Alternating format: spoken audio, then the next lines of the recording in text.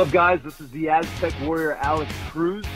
You can find me on social media and all outlets at Alex Cruz Nation, and you are currently listening to the Irish Whip Podcast.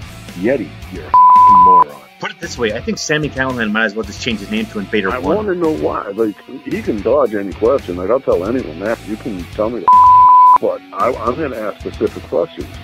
Promotional consideration paid for by the following. WrestlingNewsSource.com. All the rest of you yahoos are out there dilly-dillying, you little wankers. We're actually receiving real wrestling news. This is Brett Screwed Brett. Who are you to doubt El Dandy? Because this guy's a serious professional. Brett Screwed Brett. Hold 2! Arm bar! Hey, get a nice shot of the brand new Mr. and Mrs. Hunter Hurst Helmsley. I hate you. I hate you. I hate your hat. I hate your t-shirts. I hate your wristbands. I hate your shoes. I hate your music. I hate the C Nation. I hate everything that you stand for. Sodas rule. Yeah, they do. Listen, it's Technical Issues Weekly, but I hear you now. It's got to plug one plug. Can you hear me now? Can you hear us? I can hear you. All right, I hear you. Yes, I hear you guys now. JP, welcome to the Irish Whip. My first time here, guys. Thanks for having me. Alex, man, it's a pleasure having you join us, man. You're just cool as shit. I'm gonna jump into this now. We got JP here. Again, my name's Josh Yeti. We are here with Alex Cruz, the Aztec Warrior, #Cruz Nation. What's up, man? Nothing much, man. Just enjoying a wonderful Wednesday evening, I guess. Right now I'm about to walk into training in a little bit. The gang's inside and they're all working hard. And, I had to get off work a little bit late, and now it's time to put in some more work. So sometimes just things never stop. So when you say by putting in work, you're doing that for us while you serve in our country, correct? Pretty much. I mean, it's I'm in the Army National Guard, so I only do it 1 week in a month, and I actually get out in October of this year.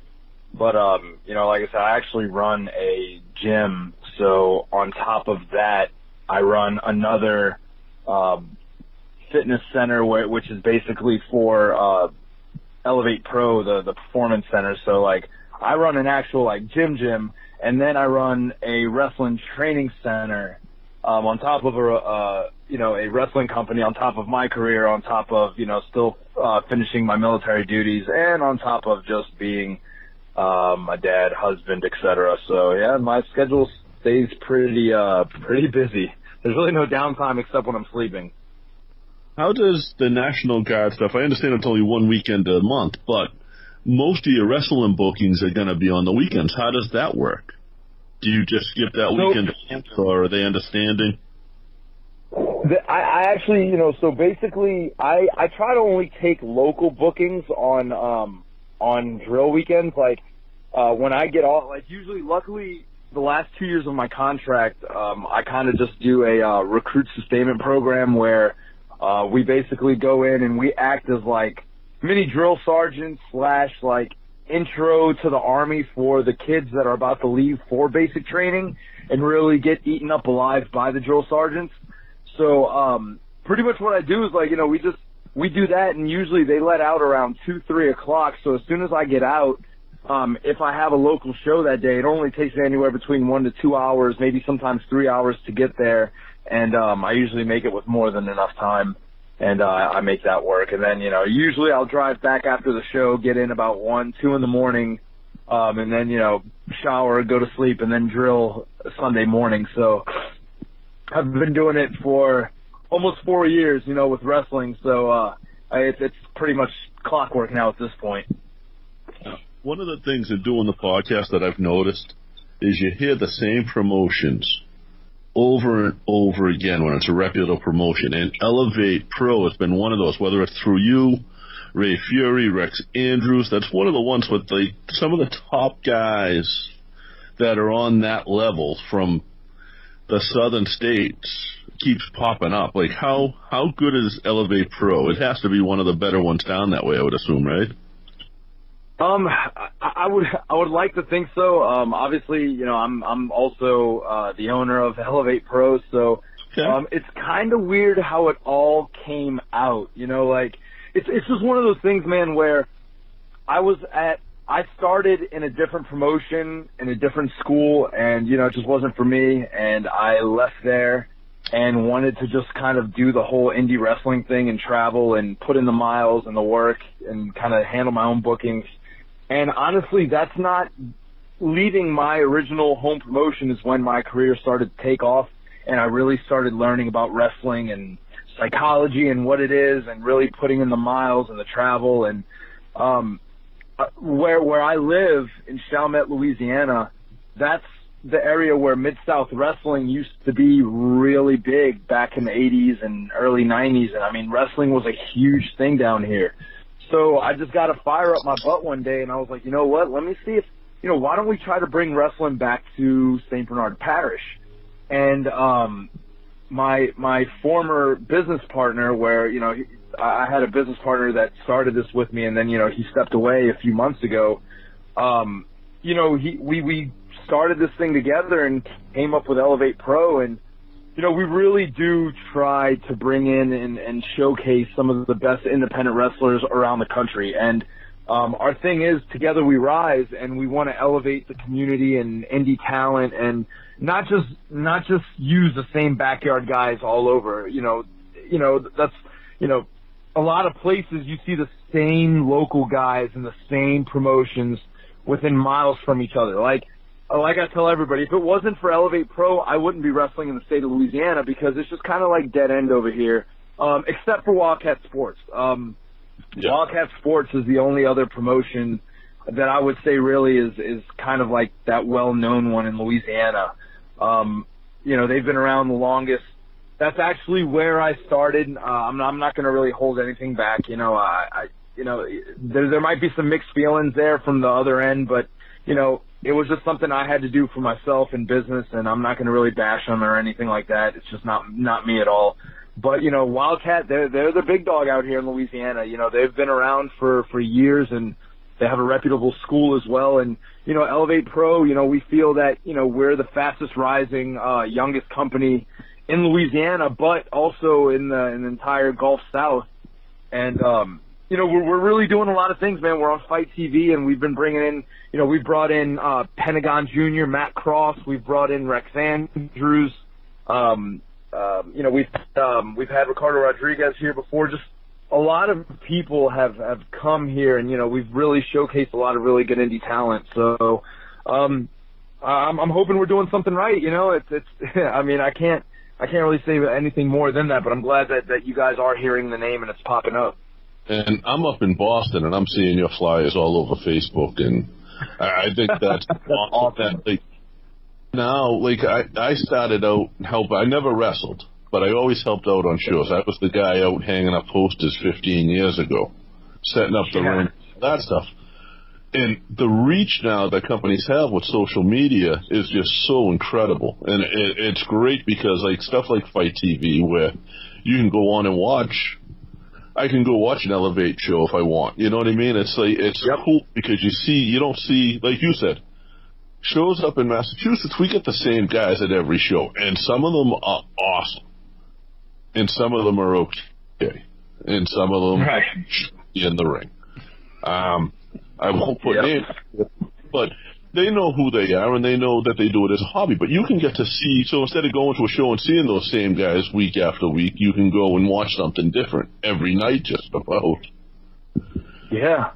I'm telling you, social media is one of the biggest benefits and also one of the biggest downfalls of this generation, but in multiple ways. But, it does allow wrestling to truly be universal and worldwide, and it really gives people opportunity to really see a variety of product. Now, if there's heat there, don't talk about it. Feel free to, up to you. But who do you credit as your trainer? Who do I credit as my trainer? I would say Benjamin J. Wood and Lucha Lacora. Okay. Those two Benjamin Wood has been in the business for 17 years. He did a lot of work with OVW and, back in the early 2000s and whatnot. And Lucha Lacora is another guy who's out here in the South from Puerto Rico and moved to Florida. And when I was as green can be in the business, I started doing a few little shows out in like the Alabama and Florida area, and he's just a guy that I thought hated me at first. He started like messing with me on Facebook, and I was green. I'm like, oh man, like this guy must not like me, for some reason. But he ended up taking such an interest to me, and this guy is like, he's like my wrestling dad. I mean, he's taught me in so much and helping me find my style and guiding. And he's tough, man. He's a very tough individual, but he's a hell of a luchador. I mean, this dude is so underrated, but he really is the biggest influence, I would say, in the life of Alex Cruz. And then I guess I'm also going to give credit to John Cruz, a.k.a. Serpentico. He's another one. I think we've wrestled each other for over a year and a half already, just back and forth. And he's currently the ELEV8PRO champion, but I've been sitting under his learning tree as well for almost 2 years now. I've learned so much from him in and out of the ring that, I give those three probably the biggest credit for just helping me become who I am now. So when you say you learned so much, and it's a hard question to answer, and it's one of my favorite ones to ask. Each trainer brings a different aspect or different things to whatever you have as a repertoire. What's been the most important thing you think you've learned so far?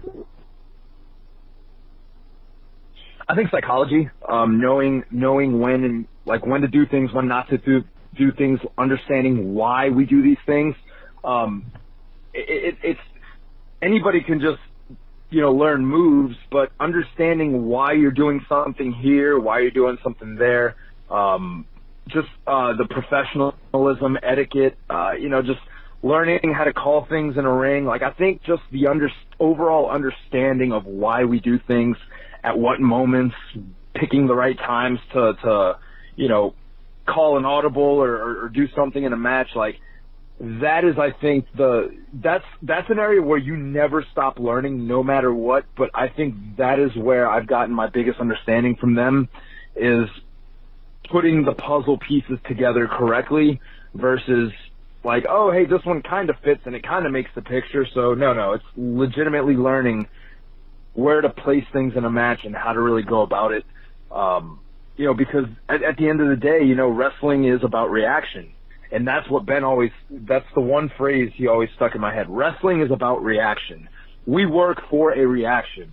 Everything you do is for a reaction. And if you're not getting a reaction, then you're not doing something correct. So, getting the right reaction for the right things is I think, the biggest thing that I'm picking up on and learning as well.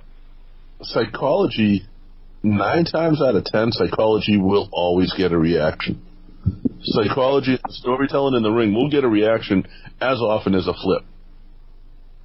Correct. So you're dead. When you said psychology, I literally fist pumped over here. I was so happy. It's funny, man. It really is, because everybody always looks at me and they look at my gear, and what's the first thing that comes to mind? Oh, luchador. But if you watch my matches or you see how I work, my flipping is a minimum, man. I'm still I don't even like doing suicide dives because I feel like my feet are going to catch the rope and I'm just going to face plant, I'll flip over the top rope, but I won't go through. But, I do some flashy moves, but I love finding old school moves and finding a way to make them relevant again and twist them a little bit. But the way I look at it is what is everybody doing? So if I see what everybody's doing, I will try to do the exact opposite and try to make it current and relevant and just find different ways to bring back old school with new school. My look is deceiving from my wrestling style, but I can do a few little lucha things, but I just kind of being a little bit of pound for pound, a little bit of everything. just because I'm not a gymnast and I'm not a luchador. I was trained American, but I learned a lot of lucha from lucha lacora, and there's just you just take a little bit of everything and you just make it into your style. I think being able to wrestle all styles is better than just being able to wrestle one style, and it just makes you versatile. Now, who teaches at Elev8PRO School? Who are the trainers there other than yourself?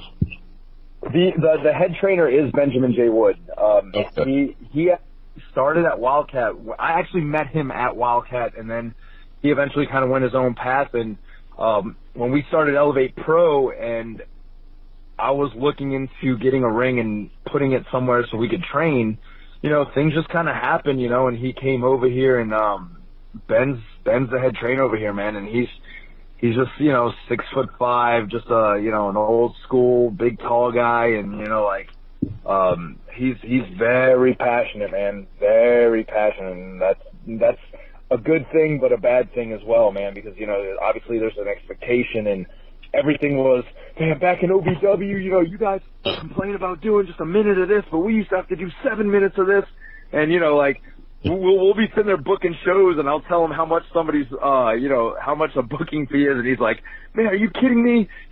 I was wrestling twice as long as this guy and still going out for, a hot dog and some exposure, blah, blah, blah. So, it's like, it's funny because it's like the old school and the new school clash of, like, styles and things, but again, it's so awesome because, Ben has, put us in contact with Bob Evans, and Bob's come down here, and done work for us, a couple of times, and we keep in touch with him, and, Ben has helped us with a lot. It's Chris Silvio.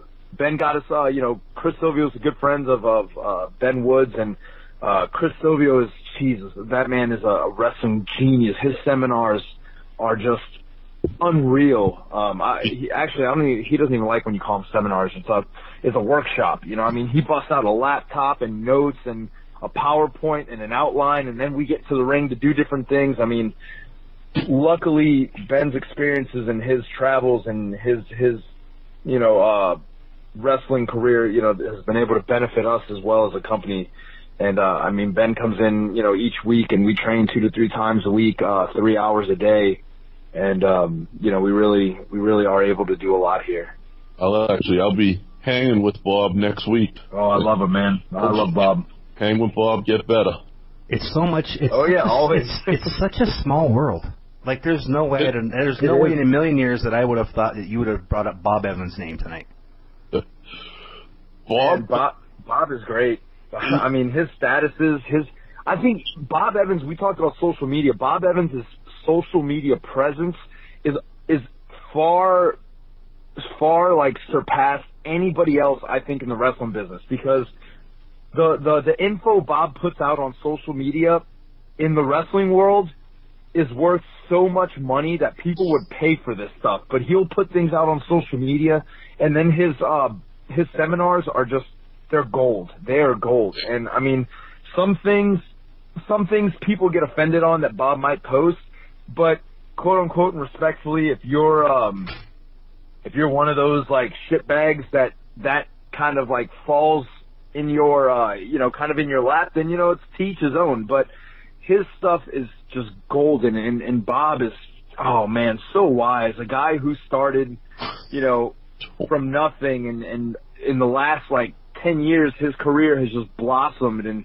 it came from hard work, but he's got so many people respect that man, and he's done so much for a lot of us. It is. Wrestling is a small world, man, but Bob Evans, he's the truth, man. He's earned every bit of it. Up here, Bob has, for I'd say 16 out of his 20 or so years in the ring, everybody's either loved or hated Bob. Right before the health front, he kind of buried all of his heat with everybody. Had his little run in ROH with Mike Bennett. Since then, he hit the social media and saying, hey guys, listen, I'm 40 years old and I'm making more money now, and this is how I'm doing it. And he drew people a map on how to make money in the business. Right. It really is. It's priceless stuff that he puts out there. And some people, even up here, I know a few people people that take it as a joke, but it's a business at the end of the day. Yeah. You know, you definitely shouldn't. I mean, his stuff is again, I will say it is gold. It is valuable, and the people who don't take it seriously are the people who don't take their career seriously, and those are the people that no one takes seriously. So those are three factors that all involve seriously in three different ways, and clearly applies to them. You know, and it's just, I mean, again, to each his own. You know, I mean, if a status ruffles your feathers 9 times out of 10, it relates to you, and in some way there's either guilt or it's anger about what it is. But if you feel like angered and fired up about it because like it angers you, then you know you're probably guilty of it. So I mean, it is what it is. Oh, I do have a fan question for you too that I want to get out of the way, and this comes from Dingo, who lives over in Australia. He's been a part of our show for years, and he's got kind of a great sense of humor. And his question for you is, how long do you cook a T-bone steak for on the barbecue?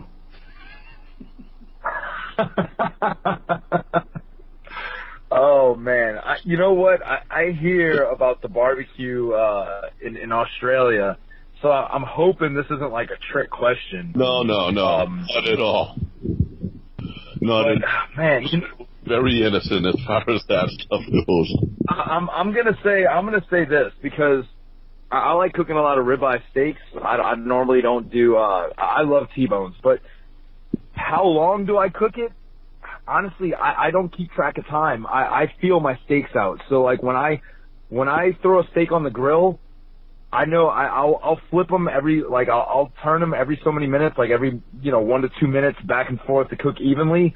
But I'm a feel guy. I don't go about time because I like my steaks medium rare to medium. So once I feel the steak, because basically when you right underneath your wrist, they always say rare, medium, well, and then well done, as you go up your wrist. So once I get to that point where I feel that it's medium rare to almost medium, I'll pull it right off and I'll be good to go. So I'm not much of a time guy because I feel every grill sometimes is different, but I'm a feel guy. So when I feel my steak and that it's ready to that medium rare to medium, that's when I pull it off. All right. And I have a 98% accuracy rating on my steaks through feeling. So if I went blind, I'm fine. I can still cook steak on the grill. I'm not going to say I might not burn myself. Well, but you know what? I know when my steak will be ready. You have to be able to cook down in Louisiana, don't you?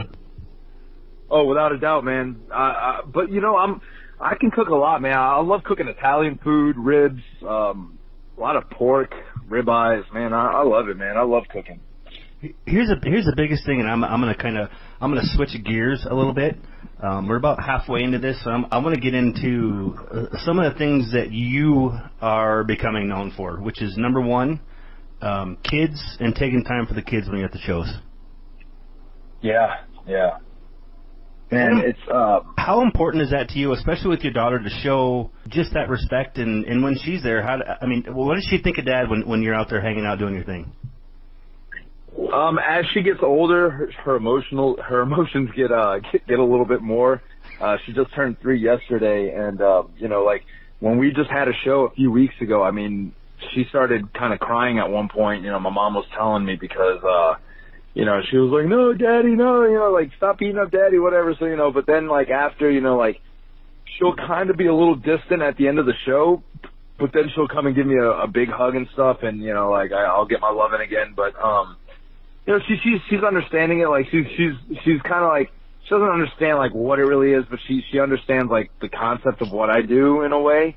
Like she knows when I go to training, or if I tell her I'm doing a show, and she'll say, "Oh, you're going to be Alex Cruz," kind of thing, and she's convinced that's my real name right now. But I'm like, hey, that's fine. So I get Daddy and Alex Cruz, which is cool.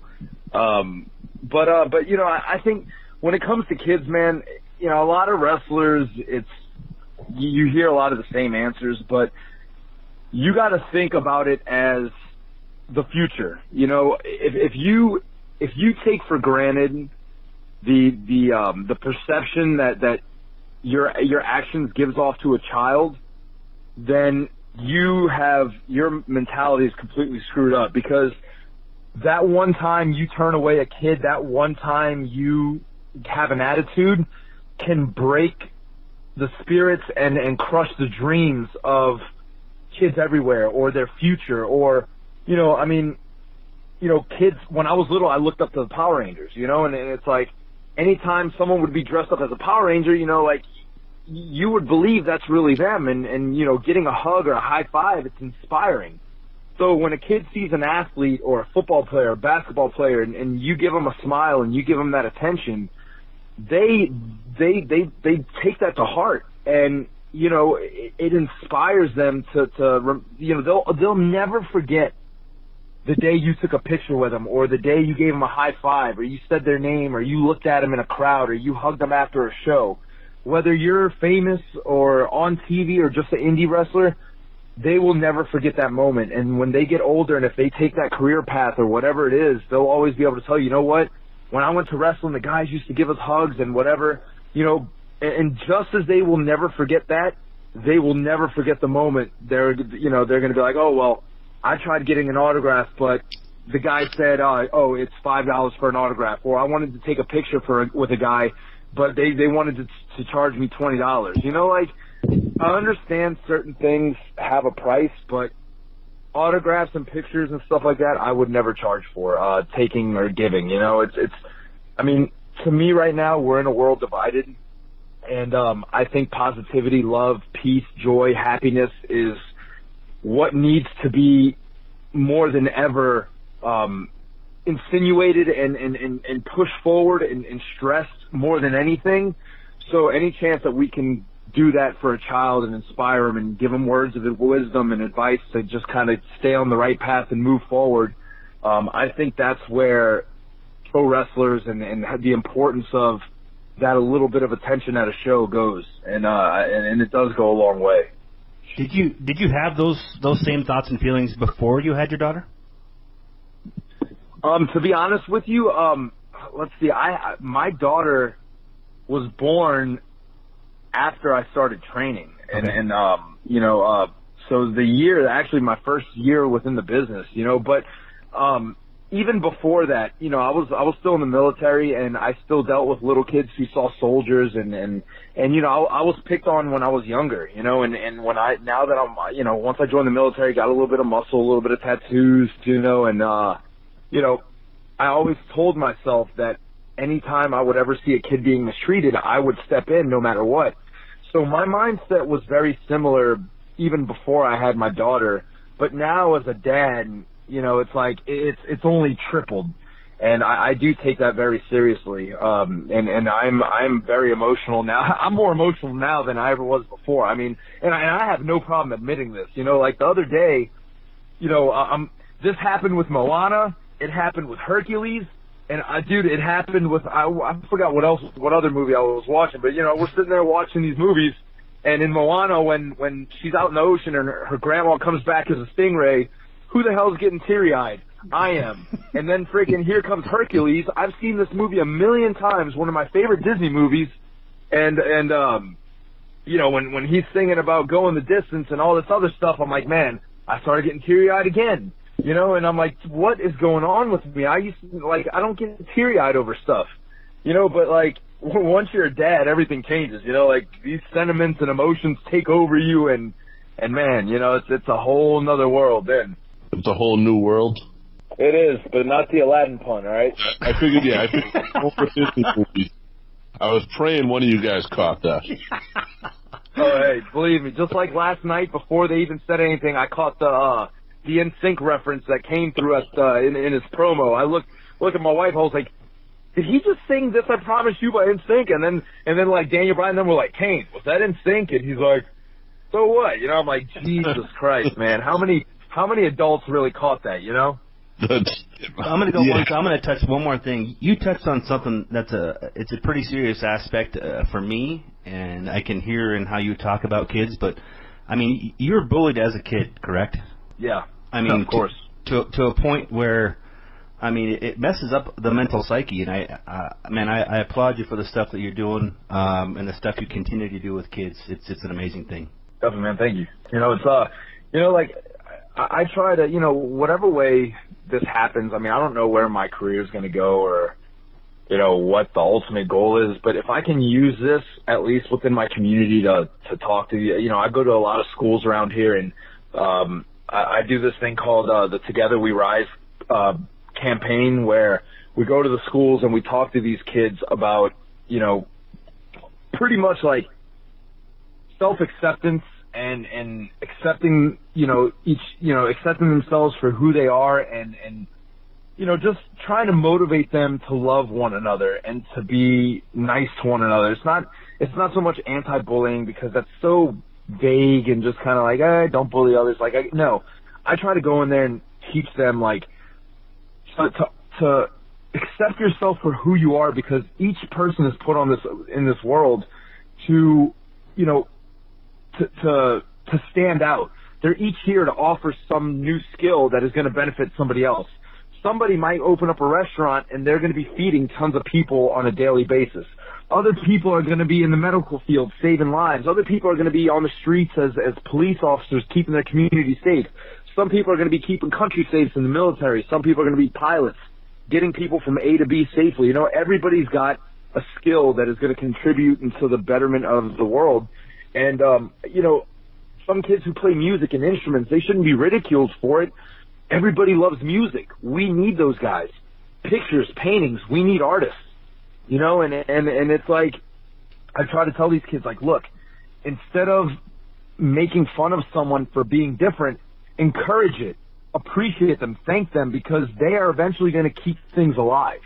And that's what we try to do with this, is just try to, like, show them two paths in life and let them make the decision on which path they want to go down. And it's not necessarily just anti-bullying and et cetera. It's more than that. And honestly, at the end of the day, I mean, that's my goal, is to just positively impact kids. And I mean, it's unfortunate that people will judge you through your path in wrestling. Like, because I left Wildcat Sports, a lot of those guys over there don't think too highly of me.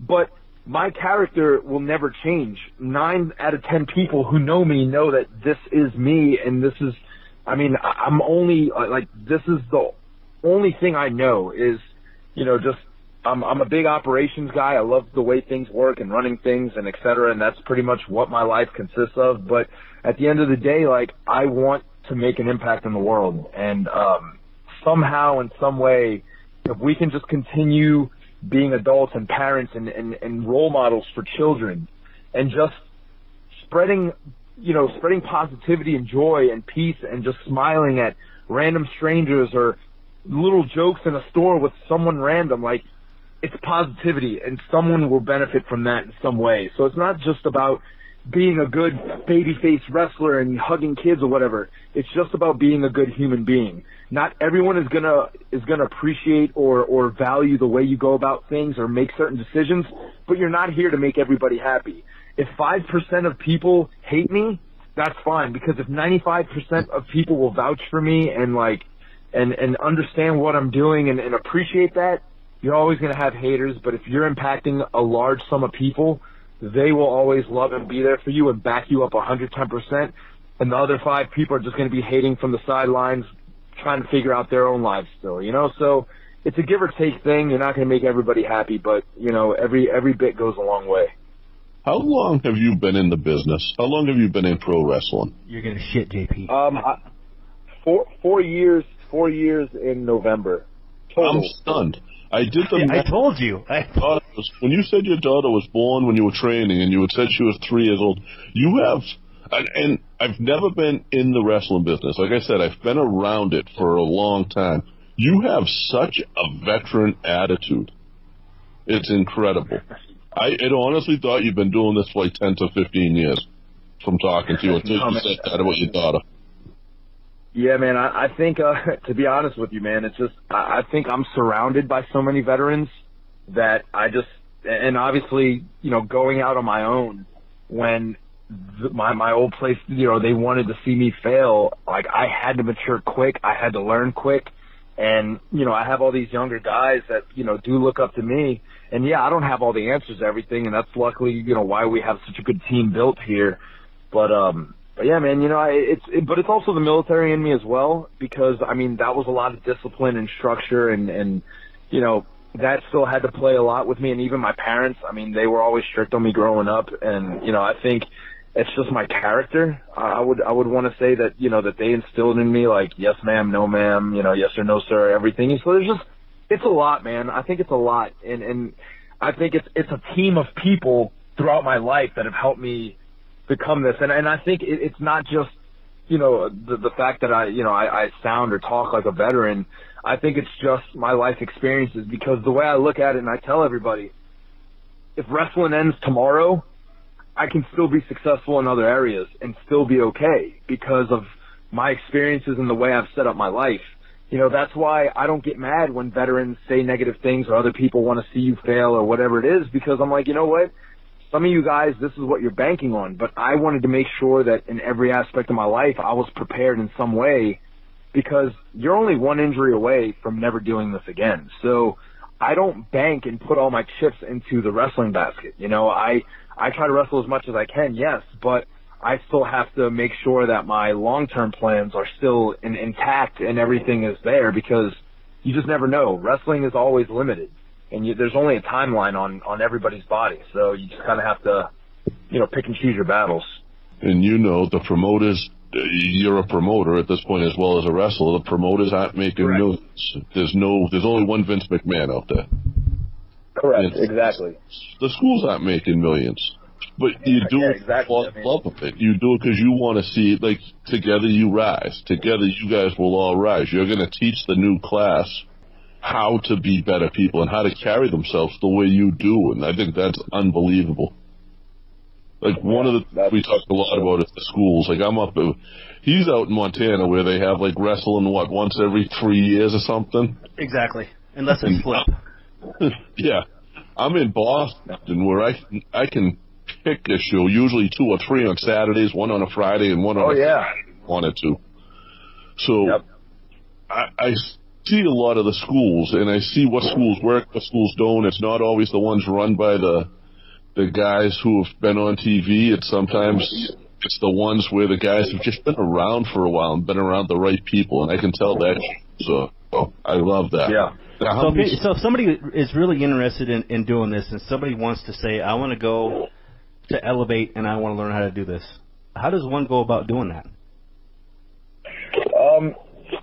Messaging me, messaging the Facebook page. We actually have an Elev8PRO Facebook and an Elev8PRO Performance Center Facebook.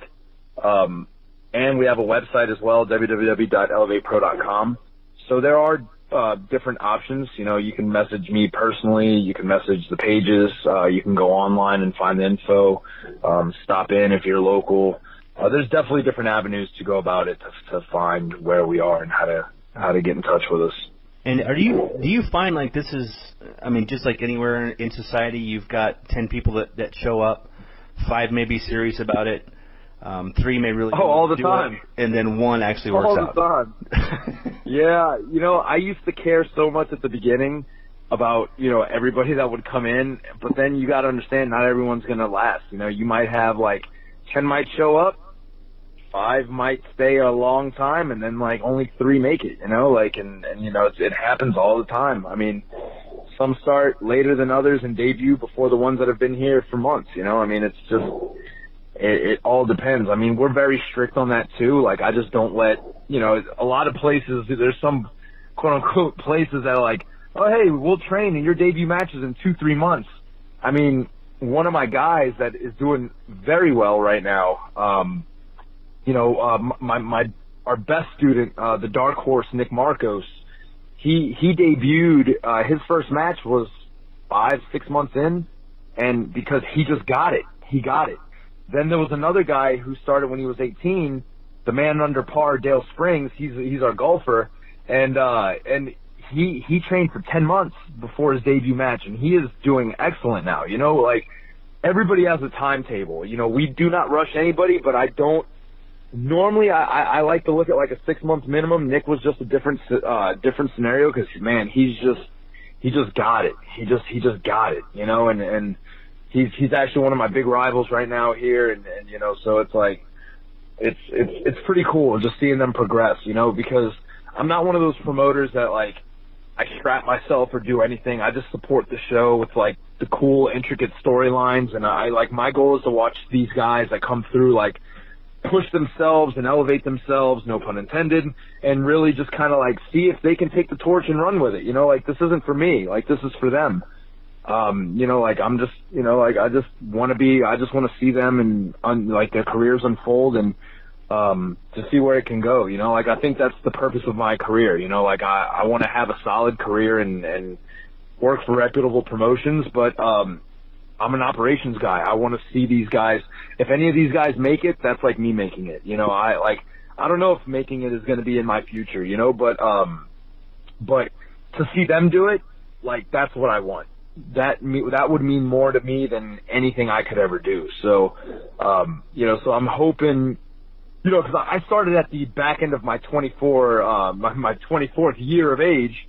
So, you know, I mean, I joined November of 2014, but I turned 25 January of 2015. So, like, I started kind of late. So it's like, you know, I mean, now I'm 28 years old, going on 29 in January. And, you know, I mean, it's just one of those things where I just, like, I'm going to keep on riding this wave. But, you know, as the age gets up there and the timing for opportunity that window starts to close a little, I want to focus on my young guys who are going to be able to have those opportunities, you know. So that's kind of just like my mindset on it, you know, like, it's really just about taking care of them for me and you know, just kind of being a part of their journey is my goal.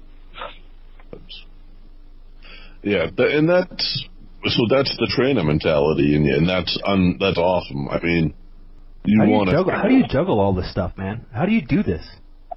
I have no idea. I haven't figured it out yet. I wish I knew, man. I wish I knew. How many nights is the school open to? So Monday and Wednesdays, and then Saturday mornings. Okay. Oh, so Jesus. Yep. Christ. So a full-time job, 3 days Yep. at the school. Yep. Probably a show or two a month. 1 to 2 shows a month for me. Right. Voting. Oh, well, no, my shows is like once every 2 months or so, but you know, yeah, we do like, we're actually like once every 2 months in this area, and in between those shows, we run a different area, and then, you know, like, I usually have anywhere between, like, it could be between 4 to 6 bookings, sometimes 4 to 8 a month. It just depends.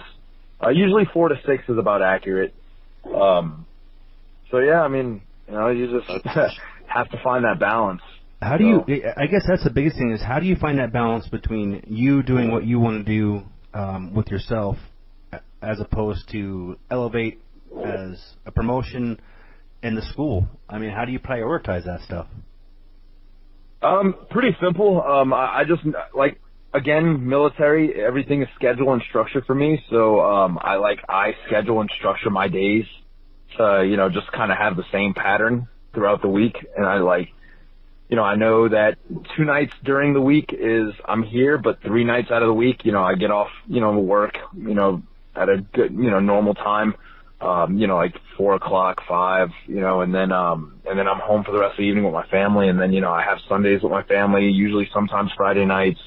It just depends where I'm booked. If I'm booked on a Friday or Saturday, or sometimes Saturday, Sunday, but, I'm starting to, like, pull back my bookings a little bit. Like, I want to start taking just kind of more reputable and meaningful bookings versus just, like, a bunch of popcorn bookings here and there, you know. So it's like, you know, I'm just trying to, like, make a little bit more time for myself and family and et cetera, you know, and, you know, just kind of just work at the places that really matter. But I mean, it's fun, man. It's just a really cool ride, you know. It's like from the Alex Cruz that debuted in 2015 to the Alex Cruz now are like 2 different people. And even like my first set of like Aztec Warrior gear was just like night and day difference to like where I am now, you know. And it's just like really cool. I put so much thought and time into it that just seeing this thing develop is like so cool.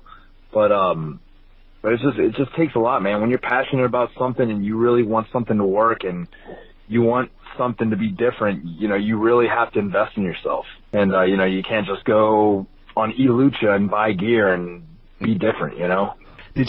Did you have your own gear designed? Is that your stuff, or who did that for you? Yes. So, I have two guys in Mexico, that work on my gear. It was a mix between the artist/designers and myself. Like, I would give them an idea or an image of what I wanted and descriptions, and then they would take it and make it like a million times better. So, you know, it's just one of those things, you know, like everything is like original designs, like nothing taken from anybody else. Like I search a lot. I see what's out there, and I refuse to just be copied or copy anybody else. So, you know, the first Alex Cruz never had a mask, and then it wasn't until like last year where I was like, you know what? I was talking to another veteran, was like, why don't you come out with like a headpiece? So I was like, let me just come out with like an entrance mask signifying like my helmet, my mask, like going into war.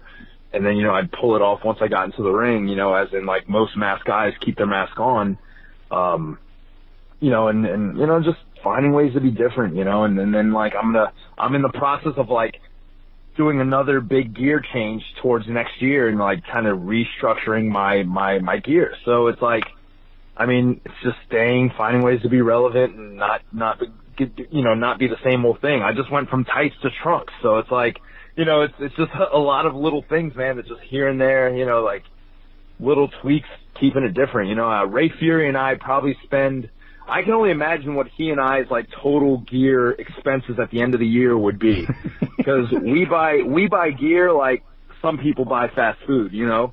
But he makes up for it. That's pretty damn often. He makes up for it selling bath bombs, though. This guy, sometimes he makes me raise my eyebrows. Bath bombs and like, I'm like, dude, what's next? I mean, you're gonna have freaking Ray Fury like fingernail stickers? Like, I mean, hell, like some things that you know he's not telling me here, but it's genius. Shit, Ray Fury lip balm. I don't know. Friggin' eat strawberry. I don't know. Something. I like Ray a lot. It's just completely genius, though. It probably seems insane, and the boys probably look at him like, what the hell, when he brings the stuff in. But when yeah, they do. I mean, he and I like go back and forth because he's like, all right, well, I'm going to do this. All right, well, I'm going to do this one. So I'm like, I beat him to Yeti cups and shot glasses. So I'm like, boom, I got shot glasses and little Yeti cups with logos. You know, like we both came out with like the little tank tops. He's got his bath bombs and his other little wrist things. You know, I don't know which one of us is going to get to underwear first, but you know, we've talked about it, so I don't know. We'll see. You talked about Bob Evans earlier. Bob Evans, and it wasn't known that it was his, but he's had an eBay store forever. I had no idea. Selling actually like collectibles and stuff. Like, it's just, but you know, if he would go to a show back in the day when he ran his own and stuff, he would sell the action figures there too. It's all relevant. It's all part of it. But yeah, that's the more inventive you can be. If you got something different at your gimmick table, people are going to buy that, no matter what it is. Oh yeah. Can you give us an estimate or an idea of what your total cost of what your new gear costs to get put together? You know, it's kind of funny. My new gear, I don't have a price on it yet because we haven't finalized the design. But like in Mexico, gear is like half the cost of what it costs in the United States. I can tell you this because one of the things I don't like to like tell everybody who my gear guys are because they backs me up and stuff. But I had a guy give me a price in the United States on what my gear would cost, and we were looking already at like for like what you see on me now in tights. Like, this wasn't trunks. We were looking at around like $650 to $700 range. Wow. Yeah. In Mexico, it's a little more than half the cost. Less. So like my gear might cost me like $250, $300 total, you know? So it definitely keeps it's very affordable for me to go the Mexico route, and the gear is much better quality. You want me to get on this keto diet so I can fit into that shit. That's what you want. Oh, keto warrior! Don't get me started on that, man. my keto life, all right? While I'm sipping on my Coke Zero over here with no carbs. That's right. So that changed my life as well, believe me. And that's the thing, is just you're a very well-rounded individual, and we search high and low for guys that, you know, we believe in, not only personally, but we see something in them. We've been doing it a long time. We don't judge people or anything, but man, it's been an honor for us to talk to you and to take an hour out of your day to learn more about you. And dude, I'm just excited to see where you're going to take this thing. Yeah, man, it's a wild ride, and yeah, this kind of came out of nowhere when I saw you reach out to me. I'm like, oh, hey, I saw Fury on this podcast, and you know, I was pretty excited about it. You know, the way you guys promote it and advertise is just exceptional, and it looks like you have a really good following as well. So it was really cool, man. It was really fun. I owe Fury a good interview. You fucked that up. Excuse my French. We'll bleep that out, but you really messed that up. So Josh do that interview, and Josh had to work that night. It happens. We both work in sales, so I was at a show that night. So I literally did the interview in the parking lot on my cell phone during intermission. So you had people walking up to me. I felt so bad for him, and he hit me up actually a couple of weeks ago. We didn't link up, but we're gonna get him on and give him a real interview because he deserves it. That's awesome. If anybody wants to find you out there specifically, how do they get a hold of you on Facebook, Instagram, Twitter? What's the best avenue of social media for you? Super simple. Facebook, Instagram, Twitter, Snapchat. It's all at Alex Cruz Nation. It's AlexCruzNation. Perfect. Man, I want to tell you again, it's been an honor having you here on the show, and I know we're going to have you on here again. We might even ask the brother to come on and say, and maybe even interview you about what it feels like to watch Dad in the ring. Yeah, hopefully she'll be able to elaborate a little more than just be shy. So we'll see. And definitely look forward to the next go-around. Again, thank you for reaching out, and I truly appreciate it. And anytime I can jump on a podcast and just talk with anybody, I'm always down. Alex, thank you. Again, I definitely appreciate you guys. Thank you for your service to the country. Absolutely. I'm a former Marine, man, so I really appreciate what you're doing right now. Even though it's, you know, people say it's 1 week in a month, it's whatever. It's nice, and it's something that people don't tell you, the younger generation. Thank you enough, but man, thanks for everything that you're doing and the sacrifice that you've chosen and volunteered to do. Thank you as well for yours, man. Again, thank you guys for having me on. I appreciate it, and hopefully we'll talk soon.